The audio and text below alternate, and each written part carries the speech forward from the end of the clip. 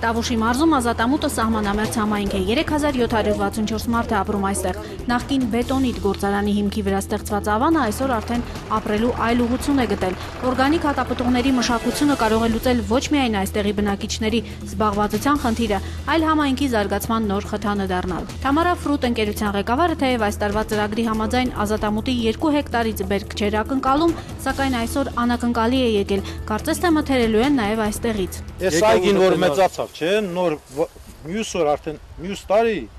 արդեն շատ դեմ գողլել, ասում ես միլիոննի դիքալ, մի հատ տրակտոր կառնեմ, բան որին ծորի 3000 եմ տալի 5000 կտամ։ Խաղողի այգիների մշակման փորձ ունեցող ֆերմերը չվախեցավ, երբ կառավարությունից առաջարկեցին մասնակցել այս ծրագրին։ Գիտեր, որ 3 տարի շարունակ միայն ներդնելու է աշխատատեղերի ստեղծում, հետո նաև վարձատրություն։ Թամարա Ֆրուտը սկզբում տրամադրեց հենասյուներ, մետաղալար, հետո տեղ հասան տնկանյութն ու օրգանական պարարտանյութը։ 2.700.000 դրամ եմ ծախսել մինչև այսօր։ Դրանց տարեստարի քիչ-քիչ թե ասում են շատ դիլ միանգամից ես չեմ հավատում դա, բայց դե քիչ-քիչ երևի այդ զարյատկեն կավելան արդեն։ Ազատամուտում արդեն հավատում են, որ իրենց եւ Թամարա Ֆրուտի համագործակցության դրական սկիզբը նաև շարունակություն է ունենալու։ 2009 մարտին ընկերությունը կառավարությանը ներկայացրեց օրգանիկ այգիների իր ծրագիրը, ըստ որի հանրապետության տարբեր մարզերում պետք էր ստեղծել բարձր բերքատվությամբ մոշի, մորու, կարմիր եւ սև հաղարջի 60 հեկտար այգի։ Ճգնաժամային տարում ֆինանսավորման կամ վարկավորման ակնկալիք չկար։ Այստեղ էր, որ օգնության հասավ կառավարության օպերատիվ շտաբի որոշումը սուբսիդավորել ներդրումներ ու աշխատատեղեր խոստացող ընկերությանը։ Ու այսպես օրգանիկ այգիների հիմնումը որպես գյուղատնտեսական արտադրանքի միանգամայն նոր արտահանմանը միտված ուղղություն հայտնվեց կառավարության ուշադրության կենտրոնում։ Ստացան 300 միլիոն դրամի ֆինանսներ, Եվրոպայից ներկրեցին բերքատու սորտեր, հիմնեցին տնկարան, որտեղից տնկանյութ են մատակարարում իրենց գործընկեր ֆերմերներին։ 60 հեկտար այգուց 20-ը արդեն իրողություն է, 5 հեկտար Տավուշի մարզում, 12-ը Վայոց ձորում, 3 հեկտար էլ Կոտայքում։ Ամեն հեկտարի վրա միջինը աշխատում է 5-ից 6 մարդ, իսկ ծրագրի ավարտին նախատեսվում է ստեղծել 200-ից 300 աշխատատեղ, բերքահավաքի սեզոնին դրա կրկնակին։ Իրացման խնդիր չունեն, պահանջարկը մեծ է, ինչքան լինի կվաճառեն, այս տարվա համար նախատեսել են արտահանել 60-ից 70 տոննա, իսկ ծրագրի ավարտին նախատեսում են ունենալ 10 անգամ ավելի արտահանման ծավալներ։ Հիմա անցյալ տարի մենք վաճառել ենք մինչև մի 7 մեքենա։ Այս տարի ես հույս ունեմ ավելի շատ եւ ամեն տարի ավելի շատ։ Այս մանրամասները Թամարա Ֆրուտի նախագահը ներկայացնում է վարչապետին, ով ազատամուտ էր եկել անձամբ ծանոթանալու ծրագրի իրականացման ընթացքին։ Ներդրումային ծրագրեր եւ այն էլ ճգնաժամային տարում ստեղծված հիմքերը թույլ են տալիս մտածելու, որ այդ առումով կառավարության եւ մասնավորի համաձայնությամբ մեր աչքի առաջ կայացող ծրագրերը ճիշտ ուղու վրա են։ Այն է մի կողմում աշխատատեղեր, մյուսում բիզնեսի ընդլայնման քաղաքականություն։ Ներդրումները խրախուսելու նպատակով անցած տարի կառավարությունը նաև հարկային արտոնություններ սահմանեց 300 միլիոն դրամի եւ ավելի ներդրում կատարող ընկերությունների համար, որոնց կողմից ավելացված արժեքի հարկի գումարների վճարումը որոշվեց հետաձգել 3 տարով։ Այս ընթացքում նման արտոնության համար կառավարություն դիմաց տնտեսվարողներից 8-ի ծրագիրը հավանության է արժանացել։ Դրանց ընդհանուր կանխատեսվող ներդրումները կազմում են 49 միլիոն ամերիկյան դոլարի չափ, որի շրջանակներում կստեղծվի նվազագույնը 740 աշխատատեղ։ Nat Food, Shamp Business, Ucom, Arax Թռչնաֆաբրիկա, Golden Grape, Armas, Biga եւ Insight Management and Administration Company։ Հիմա 5 հոգի ենք, առայժմ ստեր։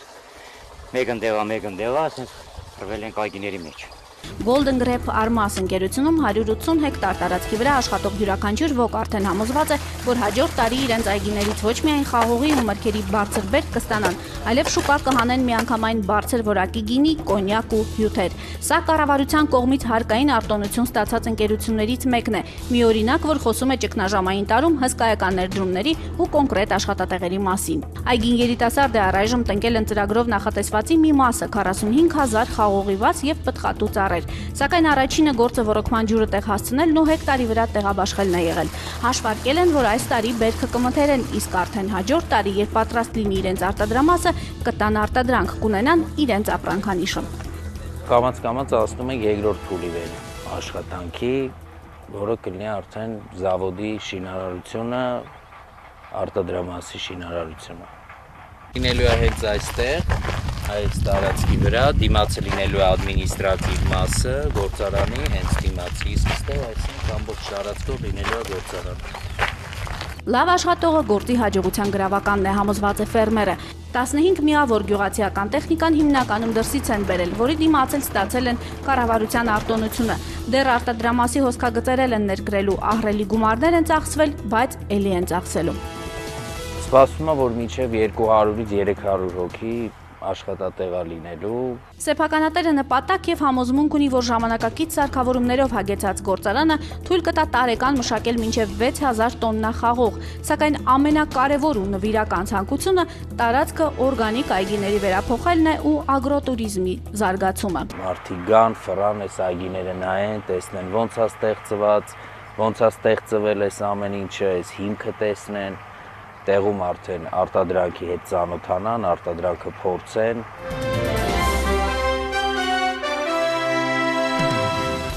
Արաքս թռչնաֆաբրիկան է էկոհավերի եւ էկոձվերի ծննդավայրը, թե ինչպես սովորական հավերը ժամանակակից նորամուծությամբ վերածվում են էկոտեսակի գնորդի կողմից ավելի հարգի հավերի, բացատրում է ընկերության գլխավոր տնօրենը։ Դրա կլիմատ կոնտրոլն է շատ լավ, ինքը օդը մաքրում է, թռչունի համար ստեղծում են նորմալ նպաստավոր պայմաններ աճելու համար։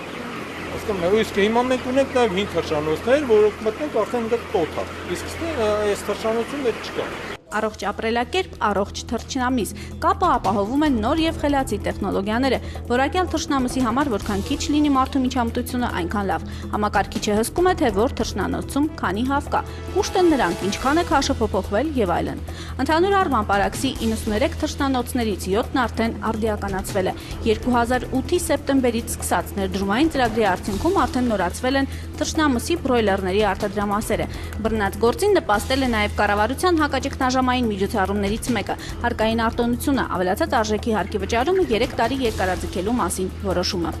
Ներդրումային ծրագրի 70%-ը կատարվել են, ներկրվել են բոլոր թռչանոցները, որոնք նախատեսվել էին, մեզ մնացել է կիսաֆաբրիկատների արտադրության համար սարքավորումի ներկրումը, որը քիչ հետո կտեսնենք նրա շինարարությունը արդեն գնում է քափով եւ որոշ ժամանակից հետո արդեն կներկրվեն նաեւ այդ սարքավորումները։ Նոր արտադրամաս են կառուցում նաև թռչնամսի կիսաֆաբրիկատների համար։ Այս առումով տեղական շուկան դեռ տեղունի կլանելու, որպեսզի հայկական գյուղմթերքը ինքնարժեքով շատ բարձր չլինի եւ ըստ այդմ նաև մատչելի մեր սպառողին, ընկերությունում մտածել են սեփական կերի պաշար ստեղծելու մասին։ Բաղրամյանի տարածաշրջանում 200 հեկտարի վրա եգիպտացորեն ունեն։ Արտադրության ցիկլը լիարժեք դարձնելու գաղափարը նրանց միտք է տվել նաև թռչնախպից բիոգազ ստանալու մասին, սակայն դա ավելի ուշ ներդրումների այս մասը վերջացնելուց հետո։ Այսօր արդեն համեմատած 2008 թվականի հետ 123 նոր աշխատատեղ ստեղծվել, իր շնորհիվ այդ ներդրումային ծրագիր եւ մոտ 60 հոգի էլ դեռ կաշխատեն։ Հայկական Ալպեր ենոքավանի մասին արդեն գիտեն նաև Եգիպտոսում։ Քիչ առաջ ավտոբուսը մեկնեց այնտեղից եկած զբոսաշրջիկներով։ Իջևան քաղաքից մոտ 10 կիլոմետր հյուսիս-արևելքում Գոմեր կոչվող վայրում, ավելի կոնկրետ Ապագատուր, ակտիվ հանգստի գոտի առաջին անգամ այցելողի համար պարզ է։ Այստեղ խոշորամասշտաբ ներդրումներ են արվել։ Ի սկզբանե հախուռն սկսված գործը ակամա է բիզնես դարձել։ Սեփականատեր Արտակ Չիբուխչյանը չէր էլ մտածել, որ իրենց ընտանիքի ամարանոցը կարող է դառնալ երկարաժամկետ ծրագրեր իրականացնելու վայր։ Հարկավոր է ներդրում, հարկավոր է ներշնչել հույս եւ հավատ ժողովրդին, որտեվ հացով խոպան են գնում։ Հացով տանը չեն մնում, տան մնում են հույսով։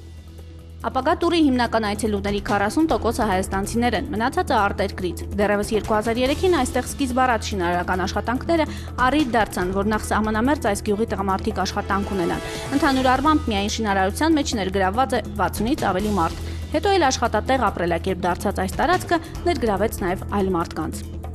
2002 թվականին Երևան քաղաքից մինչև Դիլիջան հասնում է 3.5 ժամվա մեջ։ Իսկ այս կողմ չէին էլ գալիս։ Ճանապարհ չկար, լուսավորություն չկար, բոլորը հագնում էին ոտքից գլուխ սև։ Նստում են գյուղամիջում եւ միայն զրույց այմացնել, թե այսօր մենք ինչ անենք։ Գյուղի բոլոր տղամարդիկ տեղավորվում են գյուղի երկու նստարանների վրա։ Չնաշխարհիկ գեղեցկություն ու եդեմական հանգստություն, կենդանիներ, որս, արշավ, խարույկ, ապագա տուրի կենցաղի մի մասն է միայն։ Դեռ ընթացքի մեջ գտնվող այս բիզնես նախագիծը ստամենայնի կարող է դառնալ ոչ միայն երկրի զբոսաշրջության խոշոր կենտրոններից մեկը, այլև լավ օրինակ հանրապետության այլ տեղերում եւս փորձը կիրառելու։ Ենոքավանի փորձի ուսումնասիրությունը եւ այս փորձի տարածումը այլ մարզերում կարծում եմ կարող է նպաստել туриզմի զարգացմանը մեր բոլոր մարզերում, քանի որ սա համահունչ է կառավարության տարածքային համաչափ զարգացման հայեցակարգի։ Հրապարակում ներկայացված բոլոր ընկերություններում խոսում են նոր աշխատատեղերի ու արդարացված ներդրումների մասին։ Աշխատանքները ու նաև դրանց զուգահեռ մոնիտորինգը շարունակելի են։